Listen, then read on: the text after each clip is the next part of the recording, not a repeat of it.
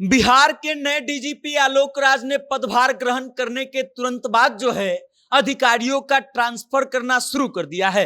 बिहार के 14 आईपीएस अधिकारियों का तबादला हो चुका है और इस जिले से उस जिले भेजा जा चुका है। और ये सब काम इसलिए ताकि बिहार के कानून व्यवस्था को दुरुस्त किया जा सके और तमाम चीजें जो घटित हो रही हैं उन सब चीजों को पर अंकुश लगाया जा सके। अब बिहार के नए डीजीपी ने कौन से अधिकारी का कहां ट्रांसफर कर दिया है, आपके जिले के नए आईजी और डीआईजी का नाम क्या है, इन सभी बातों को विस्तार से बताएंगे। लेकिन उससे पहले आप हमारा परिचय जान लीजिए। नमस्कार, मेरा नाम वेद प्रकाश है। आप जनता जंक्शन देखना शुरू कर चुके हैं और कैमरे के पीछे है विशाल। बिहार के नई डीजीपी आलोक राज ने जब से पदभार ग्रहण किया है उसके बाद बुधवार को एक बड़ा डिसीजन उन्होंने लिया।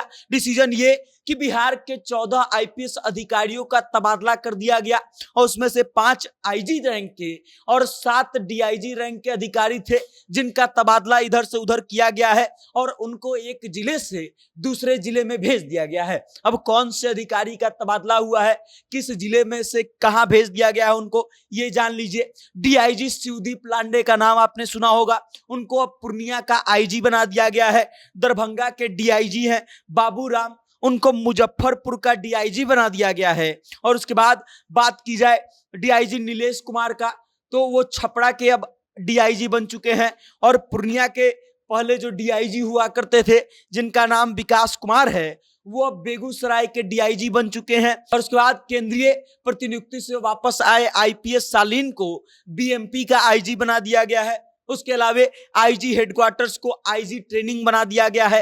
पुलिस मुख्यालय के जो आईजी राजेश कुमार थे उनको दरभंगा का आईजी बना दिया गया है। और ये तबादला सिर्फ इसलिए ताकि बिहार के कानून व्यवस्था पर अंकुश लगाया जा सके और बिहार के अलग अलग जिलों में जब ये पुलिस अधिकारी जाएंगे, इनका तबादला होगा, तो वहां के जो भी आपराधिक तत्व हैं उनमें हरकंप बचेगा और वो लोग जो हैं वो कोई भी अपराध करने से पहले 20 बार सोचेंगे। इस बात को आप समझिए कि बिहार के डीजीपी फिलहाल ही बदले हैं। आलोक राज जो हैं नए डीजीपी बनकर के आए हैं और जब से आए हैं इस बात की चर्चा खूब चल रही थी कि नीतीश कुमार आलोक राज को डीजीपी बनाकर इसीलिए लाए हैं क्योंकि बिहार के कानून व्यवस्था पर जो प्रश्न चिन्ह खड़ा हो रहा था उन सब चीजों पर विराम लग सके। और जो डीजीपी आलोक राज हैं वो इस कड़ी में काम करना शुरू कर दिए हैं। और इसी कारण से बुधवार को जो है गृह विभाग के द्वारा अधिसूचना जारी किया गया जिसमें डीजीपी आलोक राज ने 14 आईपीएस अधिकारियों का तबादला कर दिया। और इन 14 आईपीएस अधिकारियों में से 5 ऐसे अधिकारी थे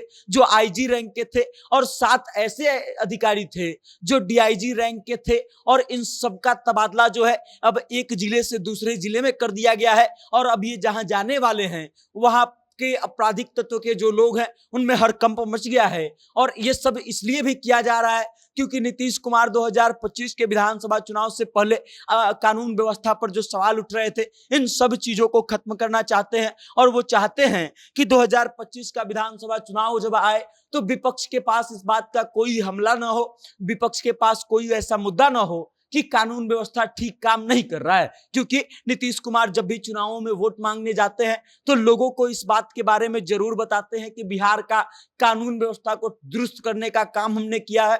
और पिछले कुछ दिनों से हम लोग लगातार देख रहे हैं कि कैसे बिहार की कानून व्यवस्था का हालत जो है वो खस्ता होते जा रहा है। बिहार के विपक्ष के नेता तेजस्वी प्रसाद यादव जो है लगातार इस बात को लेकर के नीतीश कुमार पर हमलावर थे, सुशासन बाबू पर हमलावर थे। और इन सब चीजों को ध्यान में रखते हुए नीतीश कुमार के सरकार के द्वारा ये निर्णय लिया गया है और बड़े स्तर पर अधिकारियों का ट्रांसफर कर दिया गया है। और ये पुलिस अधिकारी अब अलग अलग जिले में जाकर के अपना सेवा देंगे। बाकी इस खबर को लेकर के आप क्या सोचते हैं? 14 आईपीएस अधिकारियों का जो तबादला हुआ है इसके बारे में आप क्या सोचते हैं? अपनी राय कमेंट करके हम तक भेज दीजिएगा और देखते रहिएगा जनता जंक्शन। बहुत बहुत धन्यवाद।